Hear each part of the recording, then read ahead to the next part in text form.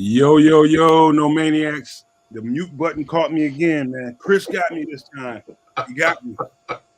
But hey, listen, man. Hey, welcome to the show, everybody, man. I see everybody in the chat. I'm gonna let Kedz give those shout outs. Hey, man. Again, welcome to the show. We're missing the SuperBack today. He had an emergency with his family. No problems. He just had something that he had to do that he didn't foresee coming. So he's out today. And of course, the bishop is traveling up this way today. And so let's give him some good vibes and safe travel on his way up here to visit family in here in Chicago. But hey, listen, man, we might take the day off tomorrow, but not for nothing. Because the day after, on Friday, we have a special guest. His name is Ian Cummings from Pro Football Network, and we're going to talk about some of these draftees and some of these guys people may be sleeping on, and who he thinks is the best at whatever position. We'll talk about some of that stuff when he comes on Friday. So just that we'll have the pleasure of having him. Ian Cummings from Pro Football Network will be here with us Friday. So we might miss Thursday just to have some time off and do some things. And we'll be right back at you on Friday. And also on the 22nd, that's on a Monday of next week, we'll have Adam Rank is joining us that day. So a couple special guests coming up for you, and we're working on some stuff, in the near future to have on as guests. We'll trying to fill out a guest list for the draft coverage, and it's gonna kind of be like Nomad neighborhood, like Mr. Rogers. We're gonna have various guests come in, and various guests come in at different times and on different days. Man, we hope to get a bunch of people that come in and chat it up with you guys, man. But it should be fun. We got a bunch of stuff planned for you guys. But before I get to talking too much, let me pass it over to C Sharp and give out some pleasantries. All right. It's good to see everybody in the chat today. Hey, it's good to be on here with my guys today. Nomad, Mr. Brian, and of course the great Kedz. It's good to see you. Hey, Patty, how you doing, darling? Everybody in the chat again. Hey, listen, guys, do not forget to hit the subscribe button. We need those subscriptions to keep coming. Also, share and like, and turn your notifications on so you'll know when you're going to get this great content. Great weather down here in Indiana today. I'm loving it. Spring is finally sprung. So I'm ready to get this thing going. Kedz, what you talking about, man? Them things. No maniacs, what's popping? It's a Wednesday. Help us get over the hump there.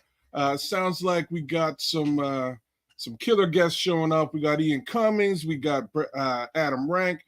Adam Rank is really a huge inspiration to me personally, and why I do some of what I do. So I'll be pleased to have him on the show and chop it up. Not to mention he does a killer Norm Macdonald impression. So hopefully we can get a little bit of that in the show.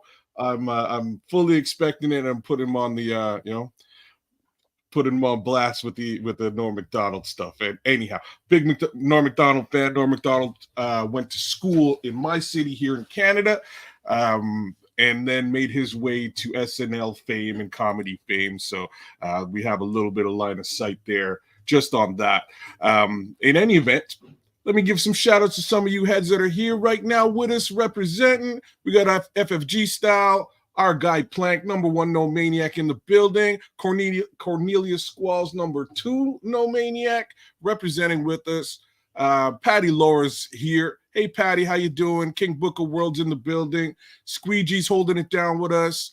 James Ford, Oliver Chapman, Trapper Keeper, Evie Bear Down Davis. Thanks for showing up, Evie. We appreciate you. AC Adam. Who else we got? Anybody else that I missed? I think I just about rounded it out for the day. More heads will join. Oh, my guy Jay Grizz and Don Burr in the building for more abuse. Gotta love it. Right over to my guy Brian, Mr. Brian. Happy Wednesday. Oh, he's talking stuff already. Look at this. He say Poles is the dollar store Brad Holmes. Hey man, Don, see you, man. It's on site. Just know that, man.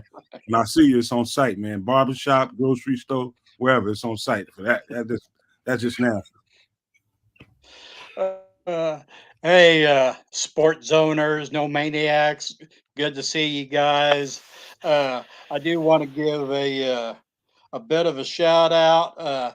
Thanks, Patty and Armando. I hope you're healing up. I know last week you had a bad fall. Hope you're healing up and doing well. It's good to see you guys. And What's Nomad, up, Junior?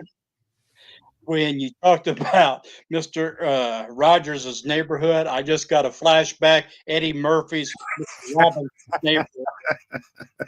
Mr. Robinson's neighborhood. That was a great skit since we're talking SMU. Welcome, ladies and gentlemen. So anyway, from the sounds of it, I'm looking forward to next week, as I'm looking forward to today. So take it away, guys. We're about to have a good show, man. Good time, man.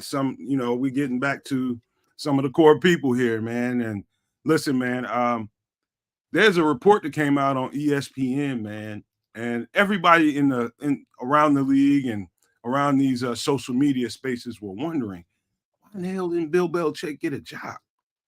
Why didn't he get a job? Like, Bill Belichick is a 6-time Super Bowl winner, 5, 6, I don't know how many rings he's got. And soon as the season was over, he was right there in Atlanta. First person Arthur Blank had in. In fact, and this is what I find this to be funny. They asked him who would be your top assistants, and he said that, of course, Josh McDaniels, Joe Judge, and Matt Patricia. He also, gave the information that he thought that they were better soldiers than generals. If there's one thing, that's good. Okay, right. If there's one thing I can agree with Bill Belichick on, it was that, because all those three dudes have done is gone to teams and fractured and broken up teams, man. That's all they're good for. They just screw up franchises and mess up teams. So that much I agree with. But also here's another part to the story, fellas. How he got shot down by Robert Kraft.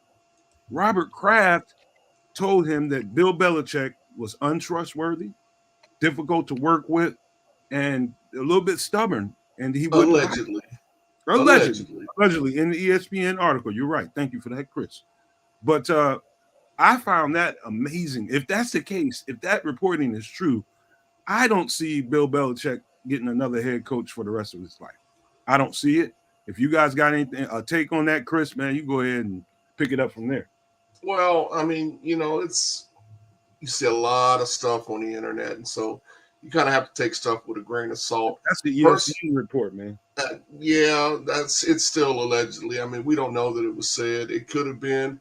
I personally thought it was probably more ageism than anything. They did have him in, but I mean, there could be.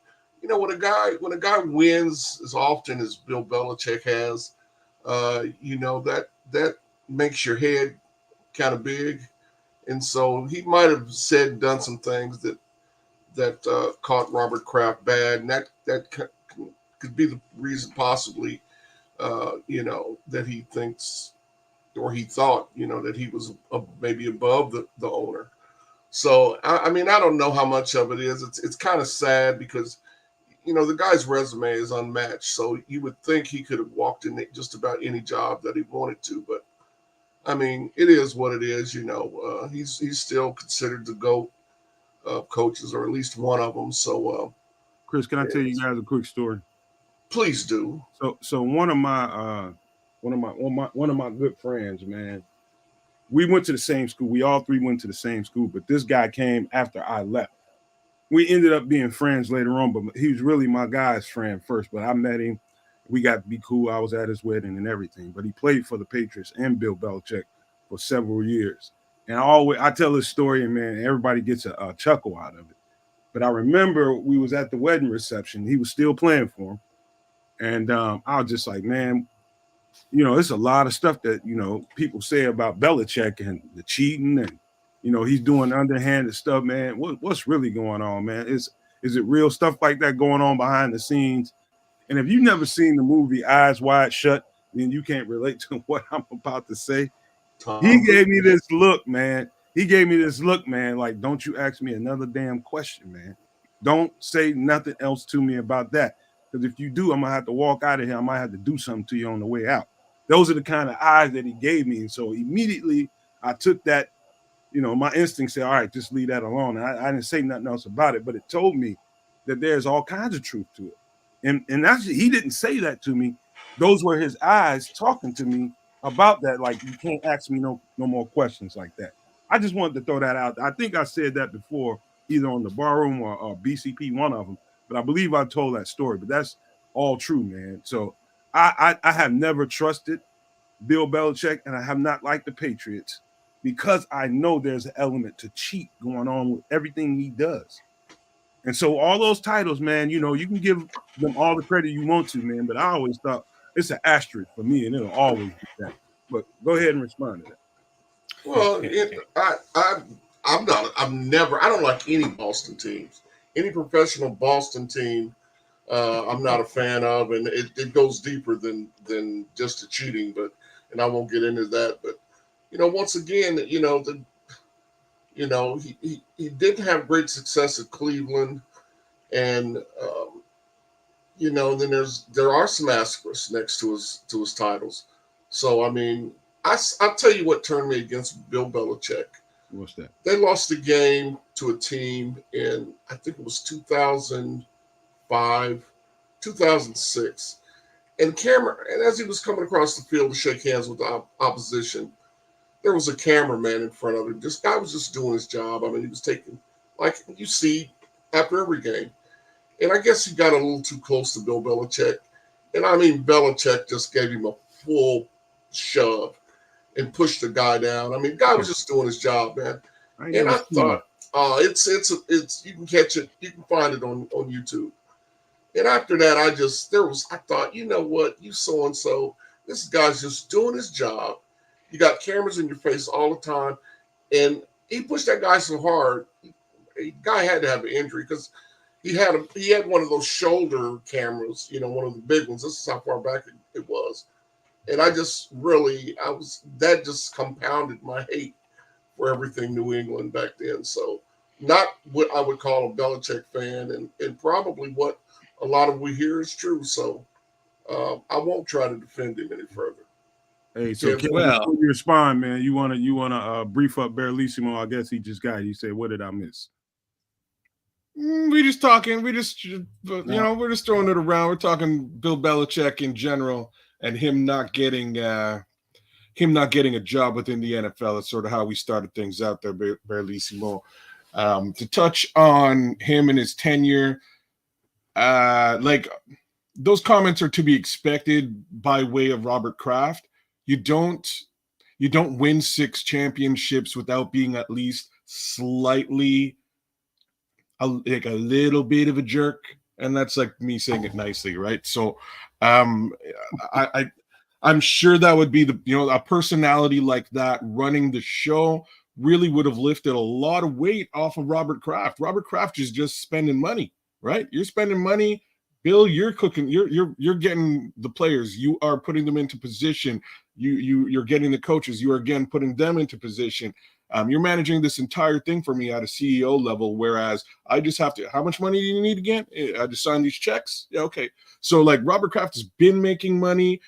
Him sort of looking at Bill's tenure and going, oh yeah, he might have been a little bit of a jerk. Of course he was a jerk. You don't win six Super Bowls unless you are a meticulous guy. And that's probably a nice way of saying, again, jerk.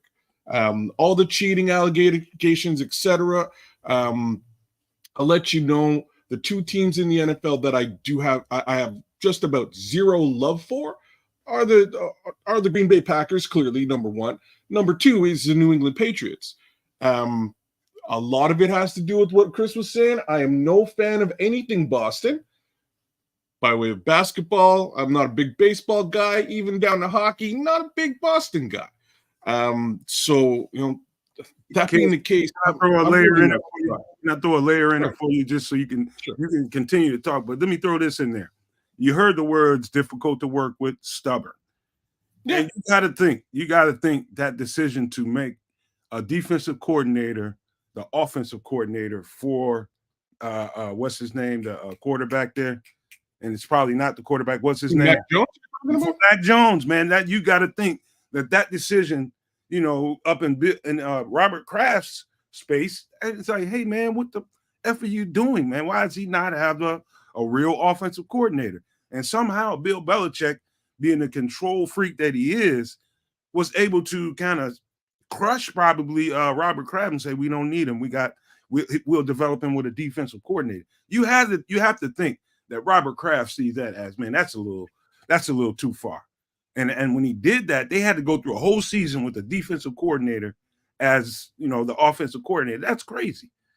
And so you think that has to be a layer to what happened.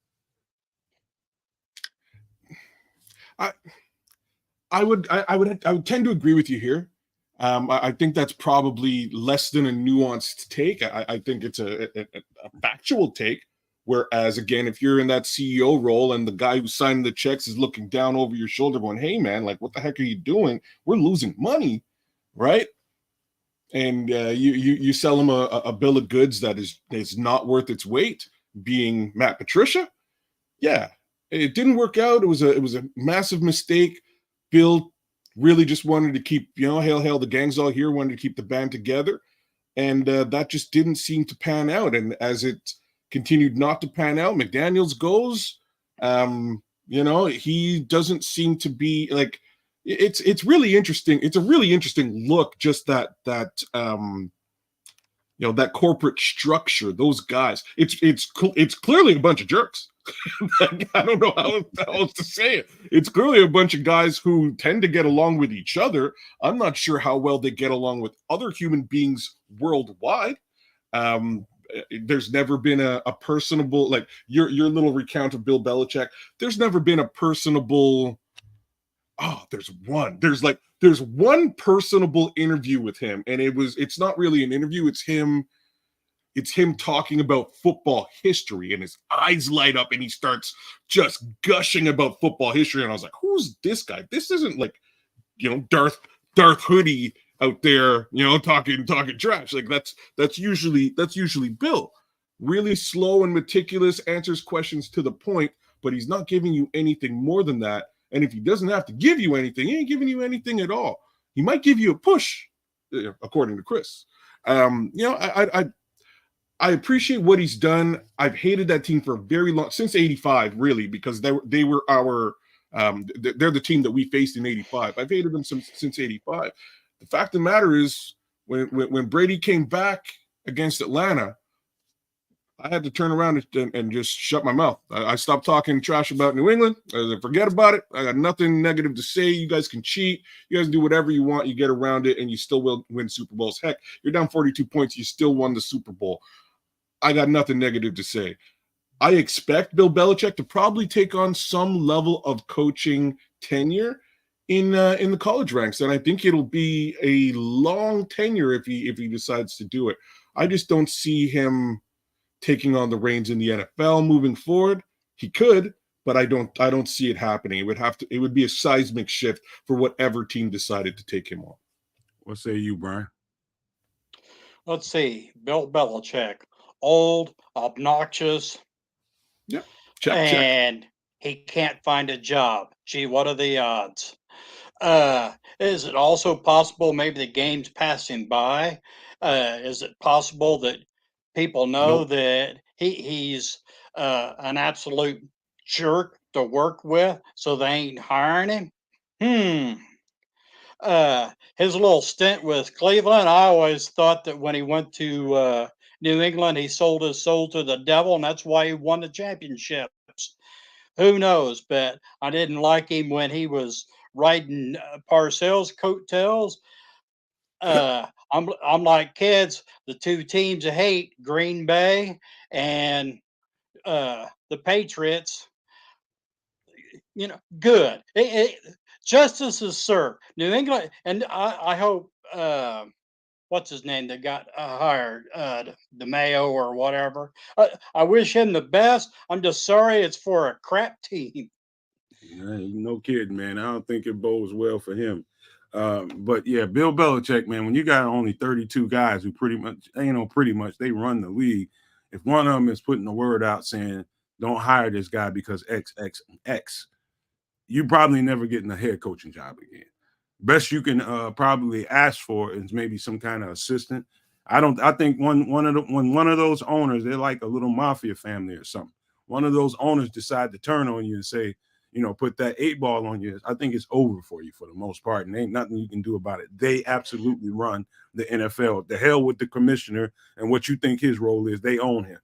And so, go ahead, Brian. You got something? Yeah, because I think you just hit the nail on the head. When you're serving a purpose, this is true in any kind of entertainment field.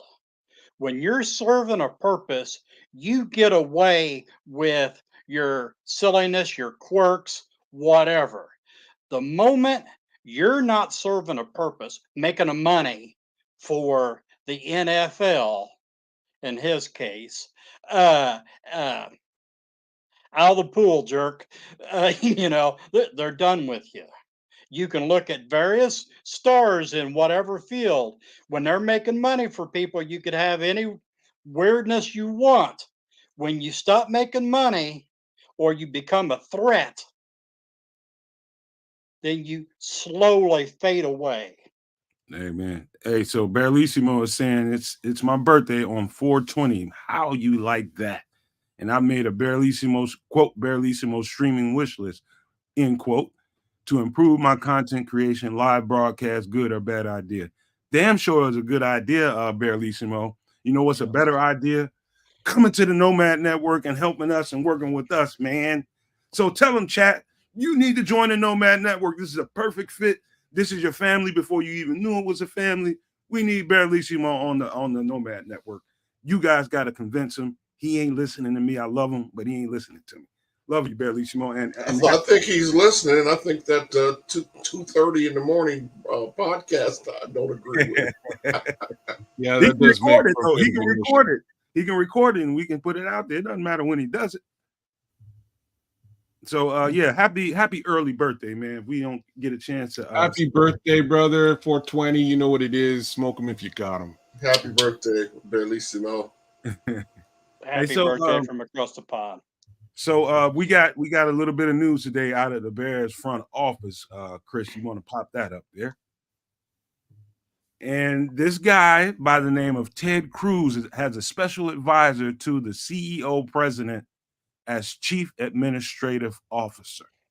What does this move look like to me on the surface? It looks like to me we need somebody. We need Ryan Poles needs just like he needs a Ian Cunningham. I think Kevin Warren needs a Ted Cruz. I think what it looks like is he's going to be Kevin Warren's right-hand man, so he's going to be the go-to guy. So when Kevin Warren is doing this guy can be doing that with the stadium plans. He's created like 5 new positions within the Bears organizations that we've never had, and this is just one of them. I don't know all of the different roles these people. I mean, it's been in succession the past couple of weeks, probably about 4 or 5 new people. So he's doing his thing, man. And I think his goal right now for him is to concentrate on getting this whatever deal that they're going to get for the stadium, get that thing signed, sealed, delivered, and start putting some shovels in the dirt. I think that's what this move is about. Chris? Well, yeah, I think it's definitely help brought in to get the stadium thing. It's kind of lingered, and now we got I still don't know if is Arlington out of it. Is it going to be lakefront only? I mean, at this point it looks like the lakefront proposition is more likely to happen than Arlington, even though they've got $300 million or $200 million invested in Arlington. So I think they need to come to something solid so they can move forward. Like you said, they need to get a shovel in the ground so we can kind of get this behind us.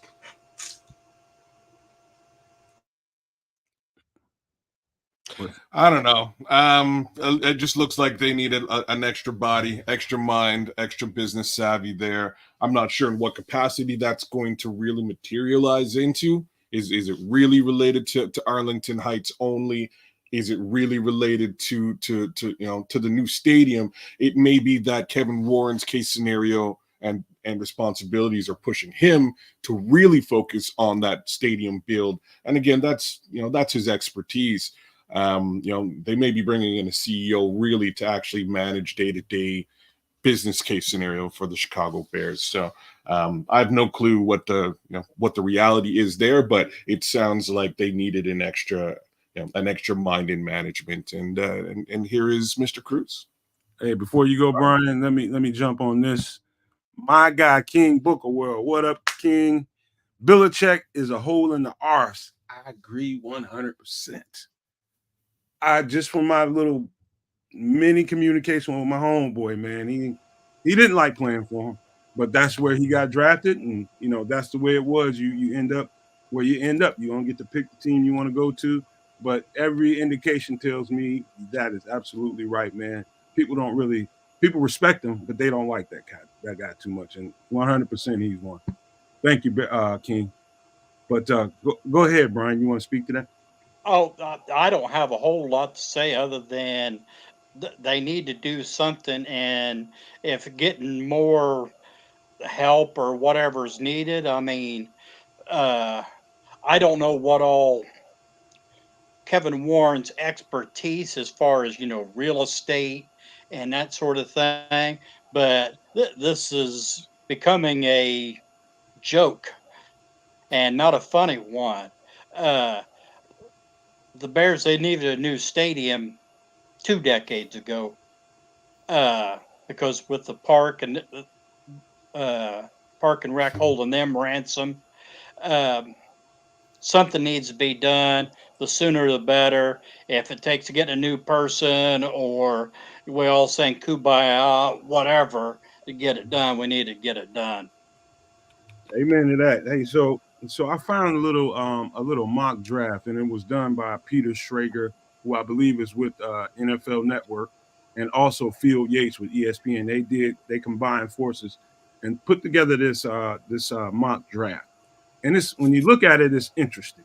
I'm gonna take down the chat for a minute. You guys are gonna keep them coming, just so we can take a good hard look at this, Chris. I'll tell you what stuck out to me first. One of the first Troy things. Tom.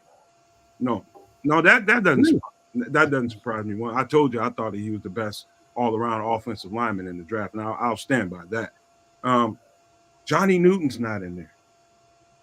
Look hard, he's not there.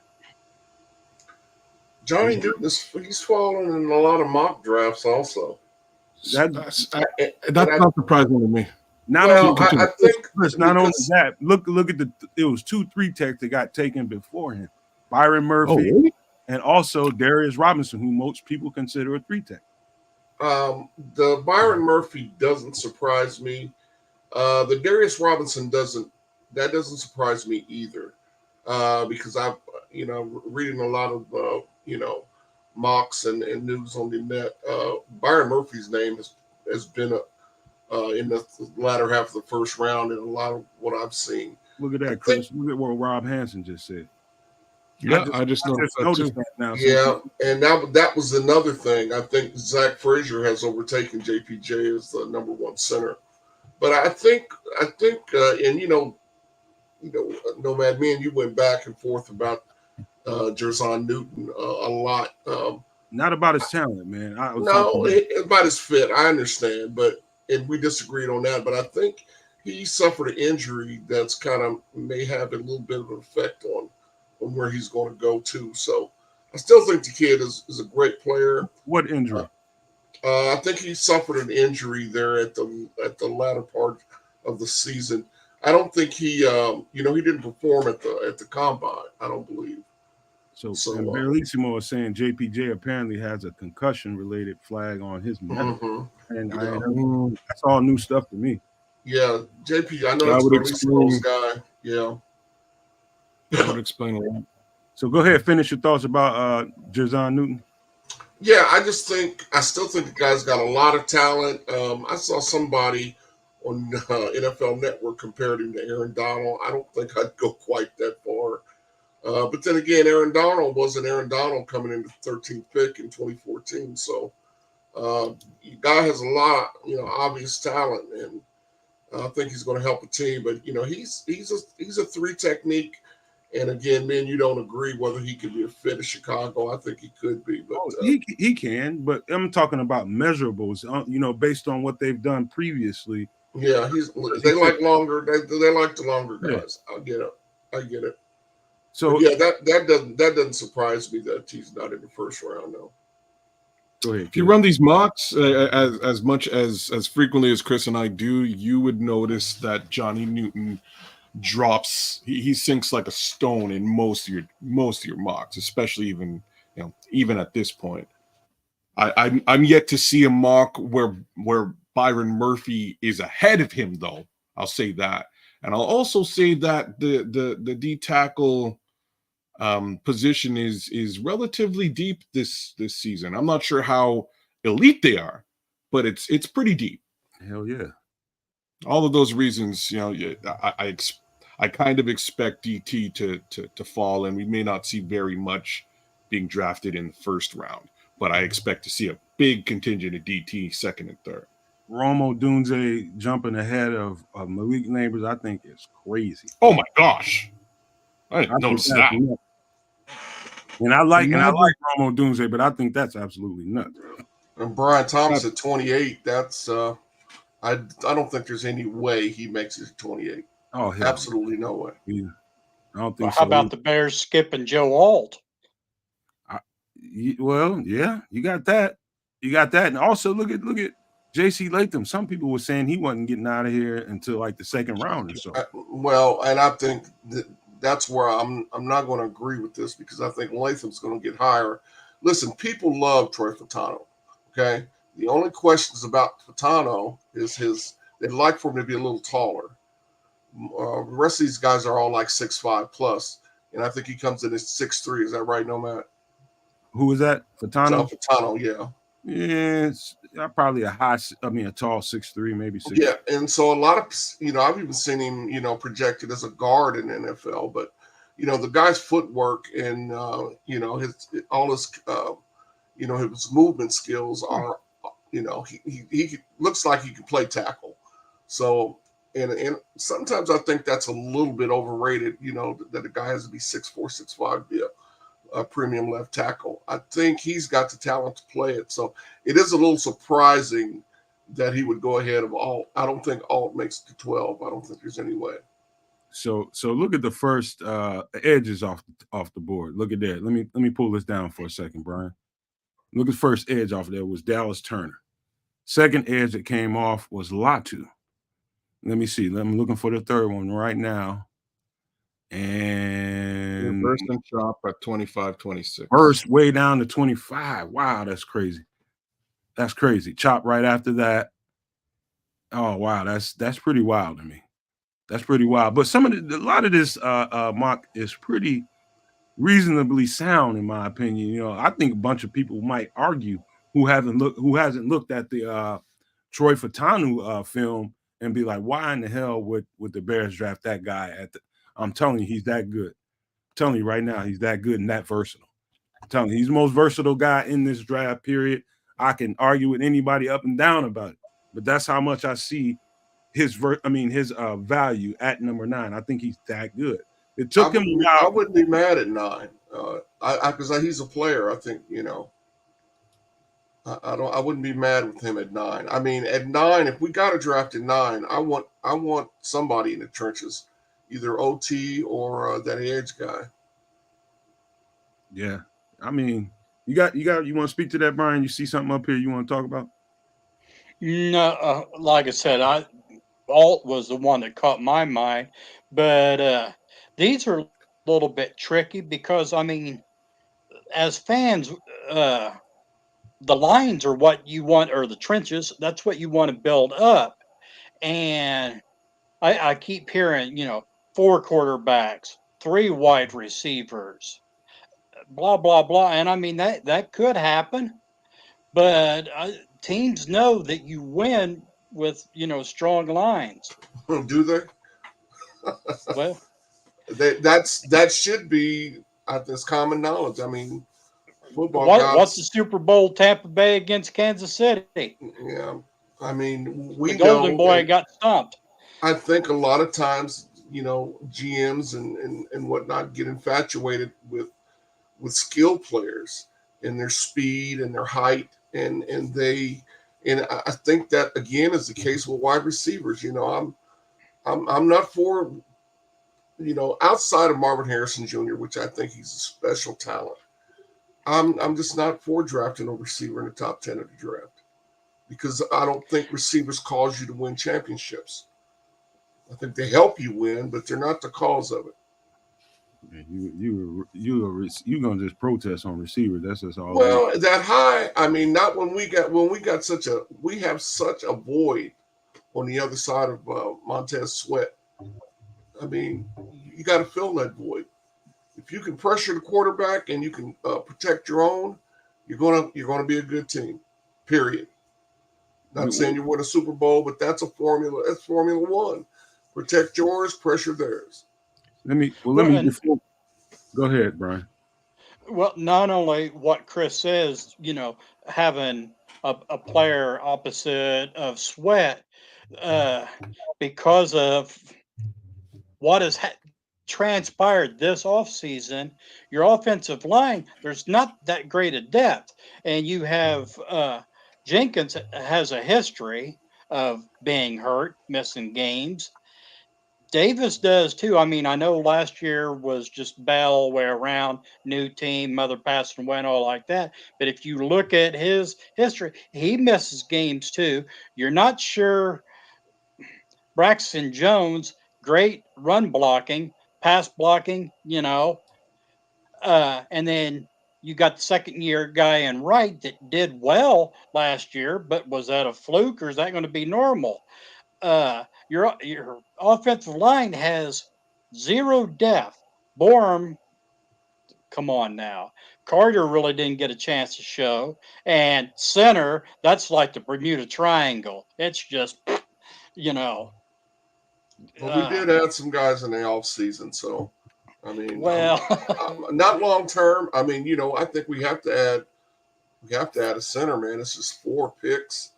Wow. They ain't gonna get. Yeah. They ain't get center, man. No, they've shown in off season with the free agent additions, they probably won't target a center. So, yeah, I doubt they'll target a center at all. I think they've hit that in free agency. They just don't have the depth and capital to do it later on either, unless honestly things kind of go awry. Speaking of awry, I'm very surprised at these first 5 picks, to be honest, now that I'm really staring at them. J.J. McCarthy to New York after a trade up. Interesting. Marvin Harrison Jr. to the Chargers. Very interesting. I would really. They lost Keenan. They lost Keenan Allen and Mike Williams. That's expected. Yeah. Mike Williams isn't officially gone. He is a free agent. They can still sign him. The flip on that is that they also picked up Quentin Johnson last year, very, very high in the draft. Not to say Quentin Johnson was a world beater last season, but again, how much of a world beater could you possibly be with Keenan Allen and Mike Williams? You know what I'm saying? Like, I would be surprised if they really tripled down on wide receiver draft on draft. It would be an interesting thing to see. I kind of expected them to pick Joe Alt, right? That's my thoughts there. I think they go offensive line because our guy Harbaugh likes to run that darn football, right? So I think he bolsters there as opposed to getting a wide receiver. Mind you, who knows what he's going to do? They have the quarterback there for the wide receiver, so maybe they do go down that road. I don't think the McCarthy pick here is surprising. Did anybody see Anthony Richardson going last year as early as he went? I said it on the bar room. I thought he was going to be the steal of the quarterbacks that he would. Yeah, I don't think he would go as high as he went, though. I mean, and he still hasn't yet justified that. I mean, it might take him a year or two. I think he's got talent. It's physically an anomaly, but this is a quarterback-starved league, man. I mean, and guys are swinging. They don't have the ownership, and GMs don't have patience now. The patience that we see with a team like Pittsburgh, that those years are gone. I mean, these guys want to win now. They don't give a new quarterback the time to develop, and that's a trend I think that hurts teams. But I guess that's just the NFL we live in now. So Barlissimo made a comment, and I agree with Barlissimo. There is a lot. I'm gonna tell you, Barlissimo, on the other side of this break, exactly why. I'm gonna take this comment down and put it back up on the other side. Exactly what happened. There's a story to. I have not done Marshawn Needham justice, but I'm gonna tell you why on the other side right after this station ID. Probably got the best Chicago Bears content anywhere. Catch Nomad Live pregame 1 hour prior to kickoff and Nomad at Night postgame, and every Friday evening at 7 p.m. Central on all the most popular streaming platforms, and only on the Nomad Network. That is right, you guys. Help us keep building, because that's exactly what we're doing over here, building at both the Nomad Network and Sports Zone Chicago. So please hit the like button today. Please, if you're not a subscriber, please consider doing so for both networks. And it'd be nice to see some people that share the live content and give us a thumbs up in the chat after you do it, so we can shout you out, just to see more of the live content get out there so different people can see what we do. We're a pretty close-knit community inside here, but we need to always have the tentacles out and have the invite on it so that other people come and get to enjoy the content that we do, man. You guys just make sure people know what we're doing over here. For those, you got family members and whoever, friends in different states, hey, have you heard about these guys? These guys are good talking about football. Let them know. Let them know who we are. Share the content with people, and we appreciate you for doing that. But hey, for a quick second, man, and we're going to get to Marshawn Nealon last, but let me tell you the quick story, Barlissimo. So sometime last year, I think I was still with the bar room. Aldo gave all of us, marching orders to, kind of go check out some of these people and get ready for the draft. And he was one of the guys that had a nice long write-up on. And just so you know, every day I write a bunch of notes. So I'm like 3 notebooks in since the bar room. And so when I went to go and do the edge show, when we lined up our top 10 edges, I didn't go back far enough, and I kind of forgot about Marshawn Nealon. And lately, I've been noticing. I'm like, Marshawn Nealon, did we even put him on the top 10? No, we did not. Let me tell you, that was a huge mistake, and I apologize to you guys, the viewers of our content, that you didn't get to see that guy on that top 10, because he belongs at the top of it. In my opinion, I like his film better than anybody. And that's how good I think Marshawn Nealon is. But that is my film better than Latu, yes, Dallas Turner, yes. Chop. When we get to him, I'm gonna explain to you why. I think he's a dog. And you talking about a good compliment for the other side of Montez Sweat. We're gonna get to that, but first we're gonna talk about Javonte Jean-Baptiste, edge rusher out of Notre Dame. I think his traits is why we put him on the thumbnail. And we're talking about, the possibility we're talking about, kids, Brian and Chris, is we've been talking about a lot of trading up lately. We need to start talking about the trade down scenario and the possibility there. Why? Because I peeped in on Aldo on his show last night, Bare Their Souls with Dan, and he was kind of putting the story out there, giving people a kind of a tip that we're going to be talking about something with Greg Gabriel. I guess Greg Gabriel heard that, the Bears might be looking to move off of that number 9 pick and go down. I think that's more or less what I heard Aldo say. And so I think we need to have that conversation in earnest and what it looks like if we move down. So those players you saw on the thumbnail are all move down guy scenarios, right? Every last one of those guys are if they move down to collect some extra capital.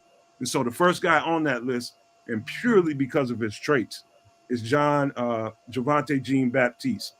I think he's right away he comes in and he becomes a project for Eric Washington. He does have some elite measurables. He's 6'5", 6'6", maybe 255. Did you do a player card for him, Chris? No, I didn't. I didn't. Well, I wasn't able to do a player card. I do have him listed at 239 though, 6'4". I'm not sure what he if he was at the combine or if he measured at the combine. But and to be honest, I haven't done any tape study on him either. Yeah, but go ahead, Kedz. You want to speak to him? I don't. I didn't look at this kid whatsoever. I'll be completely frank. I'm just taking a look to see how far back he is by way of drafting. They've got him rated at 2. He's way back. Yeah, he's way back. 372 is where Pro Football Network has him. So you talking about? That's exactly what I'm looking at. I couldn't find him to 372. You say we had 5 sacks. Jean Baptiste. And ESPN's got him listed at 6'4", 255. So, but he did have 5 sacks, 21 solo tackles at Notre Dame last year. He had, let me see here. What'd you say, 5 sacks? 5 sacks, 21 solo tackles, 28 assists, 49 total. I'm sorry. He's got those elite measurables, man. Anybody that sees a edge rusher that long, and he played for both Ohio State and Notre Dame, he's highly regarded. But he will be a project. I don't know how much time they spent working with him on his tools, but he does not use that length to his advantage and use his arms. He's good with his hands and can capture an edge and doesn't get moved around a whole lot. But I promise you, with that guy's measurables and a really good coach, you're talking about a later on sleeper prospect that we can get later on if we don't get an edge early. These are the kind of guys you want to kind of focus on. Javonte Jean-Baptiste, he's got the kind of skill set that with a good coach, which we have now, can really put some tools in his bag and make him effective. And so we get a guy like that, 4th, 5th round or something like that, somewhere in that neighborhood. We talking about something in a couple of years if Eric Washington can put it together with him. Anybody want to speak to that? I would consider him more of a developmental talent. No question. That's my thoughts. If they're able to, I've been harping on trade back all year long, so I'll continue with that modus operandi. I think they should trade back from 9, scoop up some capital, do some things with it.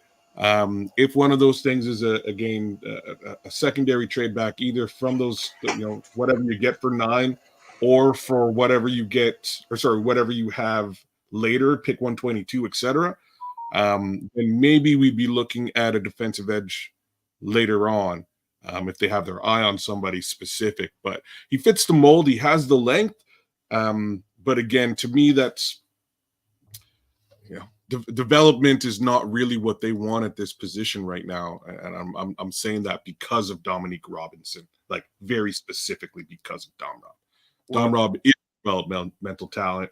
He is a high-rise guy. It's just not working out. They need a guy who can rush the passer. And I mean, start out rushing the passer. Yeah, we got Eric Washington could change that, though. I'm anxious to see. I mean, a lot of people have just given up on Dom Rob, and I'm anxious to see what effect Eric Washington will have on him because, the guy works. I mean, he worked really hard in the last offseason, and I thought he was going to make more of an impact this year, and it just didn't happen.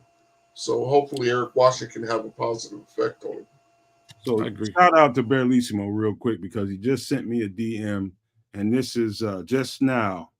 I don't know who this guy is, but he's got kind of a prospect readout on Javonte Jean-Baptiste, who scored a 9.18 on his RAS. That's possibly, out of 10. That's pretty high.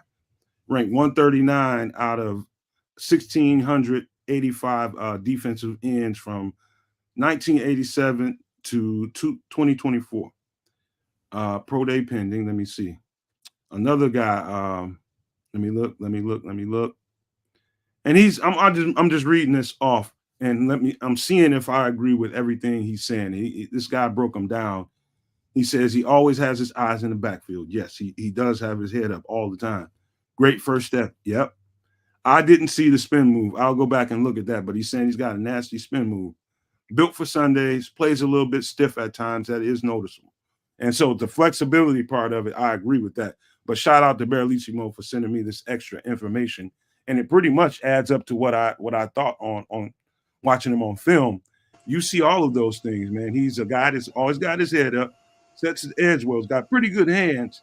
And he's one of those guys that Bearlissimo, I think, just said that, he's got to play a little bit more under control. I agree with that. And just like he sent you that DM, we could have sent him one with a link, and he could be sitting right here with us. We could do that now still, man. Bearlissimo, you want to jump on, man?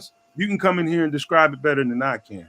Because, I've done some film work on Javonte Jean-Baptiste, but it sounds like you've done a little bit more than me.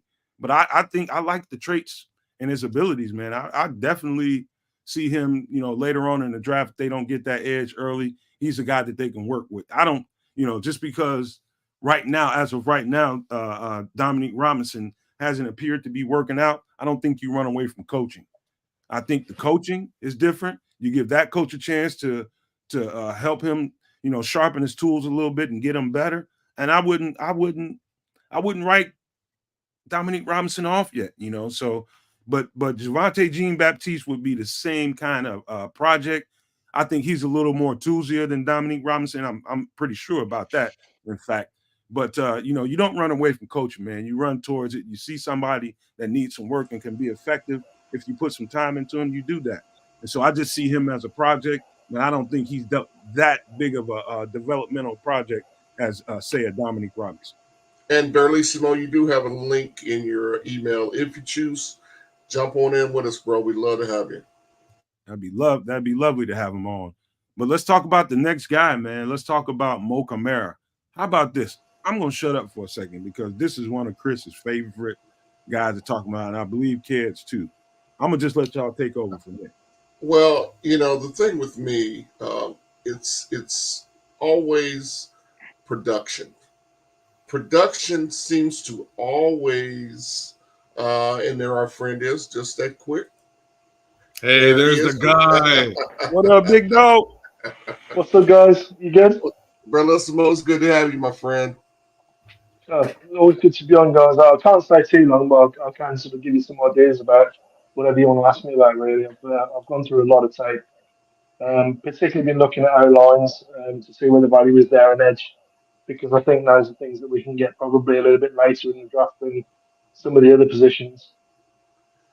Well, hey man, go ahead. Preempt what I was talking about and share some underdogs with us. Well, I mean, if you want just pure sort of third down rush, then someone like Jonah Ennis out of Utah, they're always well coached. They're D linemen. He's going to be around. Marshall Nealand. A lot of places have him sort of third, fourth round. I think he's sort of second round, third round kind of grade. And there's some talk that Brugler thinks that he might even go at the end of the first. One guy I'm particularly high on, he plays like a 5-tech, 3 down end. I think he can play anywhere from 3-tech to a 7, and that's Gabe Hall out of Baylor. But as a 3-tech, if he concentrates on the position and he plays or he advances sort of technically into the level that he's already shown flashes at 3-tech, he's a guy that could, high side, you could be looking at Chris Jones. Gabe Hall? Yeah, Gabe Hall out of Baylor. This is a big man. Really like him. About 6'6", 295, I think. Oh yeah, he's a tall guy. He played at 290, and I think he looked 9.25 RASCAR. Yeah, and he's long and he's strong, and he plays mean, and he plays with good leverage as well. I mean, one of the things I did like about him watching him at Baylor, with that 3 front, when you play the 3 front, very often on the D line you're going to get doubles. He plays them very well, particularly against zone running. In terms of pass rush, he's got for his size, he shouldn't have a first step the way that he does. He's really quick off the line. So that's one of the reasons why I really like him. I think he's massively underrated. But I think there are some guys that you can get at edge, like Javonte Jean-Baptiste, that you can get a little bit later that are sort of pass rush specialists, if you will, sort of role players. I also think there are some sort of bigger ends as well that you could project both inside and to play outside, like Darius Robinson, for example, out of Mizzou. Hey, Austin Booker out of Kansas is a good name. Austin Booker out of Kansas is a good name. He's got a lot of pass rush stuff. He's on him the and list. Braden Trice are two of the better, more nuanced pass rushers I think that you could get after round one. Austin Booker is a name that's gonna be on one of these next few thumbnails. We're gonna look at some of these sleepers. He's definitely one. I ain't gonna give no heads up about some of the other ones, but Rob Hanson, you just bust me out, man. Why do you have to do that to me? He was gonna be a surprise. Let me ask Barlissimo this. We were just going to touch on Mo Camara. You know what? I know guys, they harp about his size at 6'1", but this is a guy, every time you see him play, he's produced. I mean, he had 13 sacks last year. I think in the last 2 or 3 years, he's had almost 30 sacks. I mean, he's 6'1". He's not a real big guy. I think he's 6'1", 250. But he just produces. I mean, his motor is unquestioned. And then every time you see him play, he's in the backfield. I mean, give me some thoughts on Mo Camara. There's a few YouTube videos out there where he's been interviewed. One of the ones was by the bootleg guys, the EJ Snyder and Brett Coleman. And they interviewed him. And the thing you can tell is he's really, really hungry for this. He wants to work on his game. He wants to get better every single day. I can tell you from past experience, he's the kind of guy that as an offensive lineman you hate playing against. Because he'll look like low, Barlissimo. He gets so damn low, and he's 6'1". It's not just that, Nomad. It's the fact that he comes with different stuff, and he looks the same out of his stance every single time, but he comes with a different plan every single time you face him, and you don't get a second's rest against him. From whistle to whistle, he's moving, and he's fighting, and he's one of those kind of guys. There's 3 guys that are sort of later in the draft I think you can look at who are all sort of similar size and statures: Jonah Ellis, Mo Camara, and Jalen Sons out of Houston. And all 3 of those dudes will give you pass rush skill. They are smaller than you would probably want them in a 4-3. They're not going to grow any height. Their arm length is sort of adequate kind of arm length, between 32 and 34 inches. What they all show is the ability to dip and get around the edge, but more importantly, to play with good leverage and to not give the tackle an easy time. So that's those kind of guys. Even if the worst case scenario is these are 3 core special teamers. Well, so you've got to look at players like that. He puts me in the mind of Camara does of Shaq Barrett, about the same size, but you get production from it. Yeah, Shaq more of a stand-up end. Shaq is not as good first step, better hands, I think. Not as bendy, not as sudden as some of these other guys. Like Jalix is my son, if you can hear coming in, so I might have to mute up. So I've seen Camara go from anywhere to the bottom of the first, top of the second, all the way down to like the 5th round. Hey, hold on. Mike Davidson just made a damn good comparison. You see that, Barlissimo? Tuberville, yeah. That's a damn good comparison right there. Yeah. I mean, this motor. He was a 3-4 guy. That's motor. I want to ask Barlissimo, like I see Muhammad Camara as a rotationalist in a 4-3, not with his hand in the dirt, but just on passing situations as a specialist. Not to say that he can't work here. He can work here. It's just as a specialist. I don't see him as a 3-down defensive end, catching the edge, playing the run well. He's small.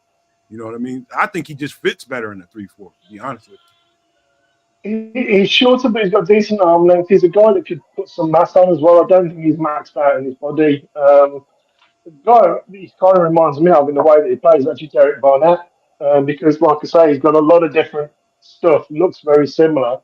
Plays with good technique, plays with good leverage, plays with good pad level.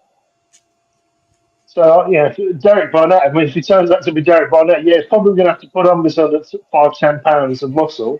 But I think in the NFL, he'll do that. No question about it. Yeah, I just like the intensity the guy plays with more than anything else. I love that, man. I mean, he just doesn't stop. That motor is just relentless. It just makes plays. Yeah. So him, J.X. Hunt, and Jonah Ellis, they're all sort of honey badger type approach. They're not the biggest animal in the Sahara, but they are in the savannah. But they are going to be tough to beat, and they're going to give you a couple of nasty surprises on a fairly regular basis. So, I mean, don't expect these guys to necessarily be sort of top tier of the NFL, but I would expect them to get sort of anywhere between, let's say, 5 and 8 a year. Those kind of guys, which opposite of Montez Sweat, I think yourself or that late in the draft. So I look at Muhammad Kamara. I'm glad you mentioned the Sahara because I see him as that honey badger. They're smaller than everybody else, but ain't nobody trying to eat his ass either. Trust me, they ain't trying to mess with him. Yeah, and tough and can take the punishment for the size that they are. I mean, he has had some times where he's missed a few plays, but he hasn't missed games. So that shows you, when you talk about, I mean, Nomad as a player, you're either hurt or you're hurting. Hurt means you can't go. Hurting means you can. And Kamara always seems to be hurting rather than hurt. The guy will just come back in. He'll come back in because he just wants to be on the field all the time. And like I say, him, Ellis, and J.X. Hunt, they're all very similar stature.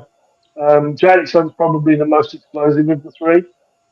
But they can all get to the QB, but they all seem to be guys who have a bit more pass stuff that just don't have the size that the top tier guys do. And I think that's the reason why they're lower in the draft is they're not at as big schools, they didn't play in as big a conference, and they don't have the specific ideal measurables. But what they do have is a whole lot of savvy and a whole lot of want. And that's one of the most key things is the guy who outworks the guy next to him. You can have a little less talent and you can get by. If your heart's there and your commitment to work on your craft and on what the coach wants you to do, play your responsibility, you'll always have a spot in the 4-3 defense. That's sort of the type that Blues runs where it relies upon people being in their spots at the right time, playing the right techniques and hustling at all times. And I think all three of those guys from sort of round 4 onwards, you'd be happy with any one of them. So let me answer a quick question by Cornelius Squalls, one of our favorite guys here, man. Appreciate the question, Cornelius. He says, so you guys are feeling comfortable with the Bears moving back at the end of the first or early second for a haul? I think truth is about that, Cornelius, I think we need to get comfortable with it because if per Greg Gabriel and what Aldo was indicating last night, yes, he's hearing that they want to move that pick, possibly to get some more picks. So whether or not we want to be, I think we need to get comfortable with the idea that they might trade down. And part of this show was designed actually to speak to that because the next guy we're going to talk about next is Marshawn Nealon, who Barelissimo, I am so pissed at myself. Man, I pride myself in being thorough when I come on this show about who they want to talk about and the guys that I think are in the top 10 or wherever we want to rank them. And I apparently, man, I'm telling you, I'm 3 notebooks in since the bar room. And I started watching him probably back when I was with them. And I didn't look back far enough into my notes to get him into that top 10. And I got to tell you, that was a huge mistake. Marshawn Nealon I think, I watched them all. And some people are going to be like, man, you crazy, Nomad. You think he's better than Latu? You think he's better than Dallas Turner? Yep. That's how good I think Marshawn Nealon is. That's how much I enjoy watching this tape. He's a much better fit for what we want than a Dallas Turner, without a doubt. Dallas Turner has measurables and 6'3", athleticism 275. that Nealon doesn't. 6'3", Yeah. I mean, he doesn't play the 275 either. He plays like 260. So in terms of speed, he runs like a 260 guy. In terms of against the run, he holds up and plays his techniques exceptionally well. The thing that I like about Nealon is there is not a whole lot of all 22 that I can get for him, but what I can get, which was Ball State, I think, that game I watched him and he plays doubles with the correct leverage. He plays with the right technique. He doesn't go down on the floor against doubles because you see a lot of ends, they either get washed out or they go to the floor to try and split doubles. He doesn't. He sort of splits them, plays wrong shoulder technique against zone away. He pursues down the line square when he's an unblocked man. So he's playing both responsibilities.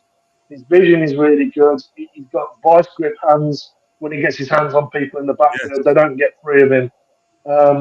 He's just sound. You watch him with a coaching eye, and you're like, is he doing his right things? Yeah, he's doing that right. He's doing that right. He's doing that right. Oh, he's also getting to Q back, and he's getting penetration into the backfield. Bellissimo, the only thing I'm not sure about with Marshawn Nealon is his medicals. I have not researched that. That's if you want to ding Marshawn Nealon about anything, you find something in his medical history. Anybody wants to do that, but go ahead. But Bellissimo is a tape junkie like I am. And I'm telling you, it's hard to find something that you can really ding him on. Look, this is what I see. And this is Bellissimo probably can relate to this. He just mentioned how strong and powerful this dude's hands are. The way he stacks and sheds blockers with the strength of those mitts he has on him. It reminds me, it's like watching Aaron Donald as an edge player to me. That's what I see when I watch him play. It looks like I'm looking at Aaron Donald, but he's playing off the edge. And also, Bellissimo, do you see, like I see position versatility? I can see that guy playing on the inside sometimes on some downs. Oh, you could move him into 3-tech on obvious pass downs without a doubt. You could move him inside on sort of obvious long passing situations. You could definitely move him inside, but I just like his all-round game. I think he's just sound. You know what I mean? He's not. I think that's the knock on him. He's not spectacular. He's just good and sound. I think this is what I think a lot of the scouts and critics that do this stuff actually get paid for it. I keep seeing over and over again, they just worry about, how he's going to stack up against the jump in talent in the next level. And is he going to be able to rise to that level and meet that level of competition? I see something in this kid that says that's exactly what he wants. That's exactly what he wants to show people. I watched the game against Iowa. Man, you would have sworn up and down somebody on that team stole something out of his mama's purse. I mean, he plays like it. He plays like it. He plays like it means something to him. And that's the same as Kamara. They're both guys. They play with that edge, which on the edge is what you need. You need someone who's wants. I always used to. I don't know about Nomad, but I mean, I always used to play that. I didn't really have a good game unless the first teamer that I was up against wanted to move to the other side or wanted to go off the field. I knew that if I was hitting somebody that much and that frequently, they had enough, and they were either crying to the ref or crying to the coach, or wanting to go off. Those are the kind of guys that you need, and you see that. You see that with these kids. Man, I love that Nealon. He can split a double with one hand. He almost like he long arms two players. He long arms the tackle and the guard, and it's just like I say. He just looks like a really well coached player, or a player that's taken all the coaching he's ever got. Whatever coaching he's getting adds to that intensity that he plays with. This dude, he's like Mo Camara as far as the level of intensity that he plays with. And that urgency that he plays with. I mean, you can look at some guys and, you don't care about where the hell they play college at. And you just know that dude, no matter where he goes, what level he plays on, he's going to arrive, and he's going to arrive early. I think he can start like day one. I think he can start on the other side of Montez Sweat day one. I have no qualms about that. I think you could, because he's going to be he's going to be sound in terms of responsibilities. He's going to play exactly what he's been coached to do, and he's definitely got the strength and the length and all the measurables that you want. But like I say, the thing is, he shows that he takes coaching and he applies it, and he plays within what you'd expect his responsibility to be on that play. Is what you see him do on the tape. Mm-hmm. He's not always going to make every single play, because it's not going to be his play to make it a 4-3, and that's what people don't realise is a 4-3 end. When you're playing run and pass, it's not all pass rush. It's not all sacks. Sometimes you have to split a double. Set that Sometimes you have to edge. take on a fullback. Sometimes you have to set the edge. Sometimes you have to just squeeze. That's right. Sometimes you have to run game for your defensive tackle. So if you're not taking out the tackle and guard, you're not doing your job. You're not going to get a sack more than likely, but if you're doing the job, you are freeing up some of your brothers, and that's what your job is. You make the guy next to his job easier, and the guy that's opposite his job harder. And that's what these guys showed that in. They don't necessarily, like I said, you look at Dallas Turner and you think, okay, that kid had Marshall Nealon's brain and want and desire. There wouldn't be any debate about taking him at 9. Bingo. But he doesn't. No. And why I want to reiterate a couple of things, couple of nuggets. Bearlissimo, who just joined us, man. Thank you for coming on the show. Listen, he just dropped you guys a couple of nuggets, defensive end nuggets, edge nuggets that you all should know when you're watching games. He mentioned something about splitting the defense. God does that very well. Splitting the double team, I meant. Does that very well. Squeezing the edge down so that he forces a play on the inside and not around him. Does that very well. 2 particular things that you have to be good at in order to be a starting level defensive end in the NFL. You have to do those 2 things well. So the components you need inside you as an edge rusher is not limited to how fast you can get to the quarterback. You have to do those 2 other things well. Stack them up, squeeze between those double teams, and really squeeze down on that edge to make sure that running back or whoever it is coming that way knows he can't come around you. He does both of those things, I think, very well.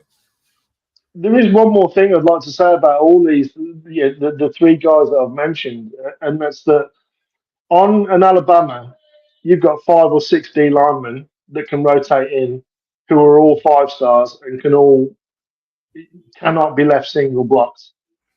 So if you're Dallas Turner, you're going to get 12 sacks because the other 4 guys are taking up 5 guys' attention. You're going to get a lot of freebies or guys running to you. Marshall Nealon was the dude that they paid attention to on Central Michigan. Jalen Hunt was the dude they paid attention to at Houston. Joe Novellis was the dude they paid attention to on the Utah D-line. Utah's also got some very good interior defensive linemen, I've got to say as well. But they're probably not going to be out till next year, I don't think. But they have a couple of D-linemen that are just monsters. But he was the dude that on passing downs, that was the one that they paid attention to. Yeah, he got home. Same as Kamara, he got home. Same as Nealand, he got home. He made plays in the backfield, and that's exactly what you want. There are some guys on other teams. Another guy as well that people aren't talking about is the Murphy twins. Both of those kids can play at UCLA. Go and watch UCLA defense, and you will see them show up almost as much as Latu. Mm-hmm. Is there a guy, Berlissimo, that who's your number 1 ranked edge, and would you consider him at 9? So when you say number 1 ranked edge, are you talking 3-4 or 4-3? And are you talking? I'm talking about for the Bears. 4-3 for the Bears. For the Bears, Latu and Verse. Okay. And then they are picky poison because they're both very, very good. I would say probably Verse because he's more experienced at playing on the right end, whereas Latu plays left end, 3 tech. He moves all over the place on the front. Would you consider him at 9? Do you think he's worthy of pick at 9? No. I would want to trade back 5 or 6 spots before I'd be comfortable taking either. My God, the guy that I don't want to see the Bears take at all is Byron Murphy. He's going to struggle in the NFL. So why do you say? Go ahead, Kedz. Berlissimo, why do you think Byron Murphy's going to struggle? He's got good get off where everyone's in shotgun and they know the snap counts. It's all on one. There's very little pre-snap motion. All he's got to do is penetrate the gap, and a lot of the times he's getting singled because Devondre Sweat is.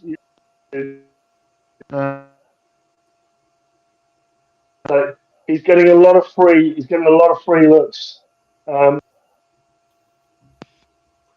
Well, penetration into the backfield, and for me, he's got short arms. He doesn't hold up against doubles, and he doesn't hold up against someone. I've got to go, guys, anyway, because I'm just going to speak to my kids. all right. All right. Thanks, guys. Hey, man, thanks for being with us. You know, we appreciate you. The door is always open for you, bro. I'm back in the chat anyway. Hey, I'm gonna reach out to him a lot more often during the day because I got to remember, it's got to get it computed in my head that that's the best time to ask Barrelissimo to come on the show is during about this hour or earlier. That's a good time for Barrelissimo because I'm always forgetting and reaching out to him to come on Nomad at night for some reason because I don't know why, but yeah, Barrelissimo hopefully will be on more often. I'm gonna ask him to come on more often. I think his analysis is great. I just think the dynamic of all of us and what we see on film versus somebody like him and what he does with film, I think would be a great addition to what we do, man. I just appreciate the guy, not only for that, but just Barrelissimo is a good human being. He's a really good human being, you know, and I haven't met him personally, like face to face, but in the conversations that we've had, and, you know, just you can learn a lot about someone just in the things that they say to you and how they speak to you. And it's consistent, man. That's a good guy right there. He does a lot of things in the background for like the last couple of guests, the next couple of guests that we're gonna have. He actually helped facilitate that. So, man, Barrelissimo, I really appreciate him, and I mean to no end. So I just had to give him that shout out. And I will be Barrelissimo will be reaching out to you more times during the day so you can come on with us, man. We really would love to have you on more. But hey, man, let's get ready to wrap this thing up and give some shout outs before we get out of here, Chris. Hey, man, I just want to tell everybody in the chat, man, we appreciate you guys. Thanks for being with us. Thanks to George, to Barrelissimo for dropping in with us and, you know, dropping the knowledge. He knows his stuff, man. And, you know, and that's, he agrees with me with Verse as the best edge in the draft. So that just further cements his genius. But listen, I do appreciate you guys. Don't forget to hit the subscribe button and share and like our content and turn on your notifications because we're going to be dropping good stuff all the time. Thank you guys on the panel for me. Brian, good to see you as always. Kedz, my guy. Nomad, you know I love you, brother. Hey, everybody else, hey, we got to bear it out. Yes, indeed, No Maniacs. Another Wednesday has come and gone. Giving some love to you guys. Chat was pretty pumping today. Super awesome to have our guy from across the pond join us. Thanks for joining us, Barrelissimo. We appreciate it. And you are generally a wealth of knowledge when it comes to the tape work that you do. Always awesome to have you on. Give some quick shout outs to some of the heads that I didn't touch earlier on. My guy, Jose Sanchez from Puerto Rico. Oh, man, I got some love. See, I got some love for Puerto Rico. Without Shawn, I was a little bit worried, but we got it in. Aunt Mass is in the building. Who else we got? Be yourself. How you doing, brother? Good to see you out there. Illinois Jones is with us. Knox Corbett, our guy Knox. What's happening, Knox? Dr. Earl, that's a new name to the chat, man. I don't know if you've been here before, but if you have, welcome back. But if you haven't, man, please consider subscribing to the channel. We can use all the support we can get, but welcome to the fam, brother. Absolutely, Doc. What's up, Doc? Always wanted to say that live on some level of television, etc. So the internet will have to do. Mike Whalen, how you doing, Mike? Good to see you out there, brother. Jay Sanders, Illinois Jones, Marlon Johnson. Thanks for repping with us today, Marlon. Good to see you in the chat doing your thing. Mr. Ken Schaefer, always a pleasure, my dude. I think a couple more. Florida Bears fan, Mr. Mayhem 69, Crimson's in the building, and we also got Billy Ocean when the going gets tough, Jojo Loco 5150, and my guy Oliver Chapman. Hey, No Maniacs, thanks for repping with us. We appreciate it. Bear down, Mr. Brian. Hey guys, as always, it's always fun seeing you guys, shooting the breeze and talking. Anytime I get a chance to listen to Barrelissimo, I shut up and listen for two reasons.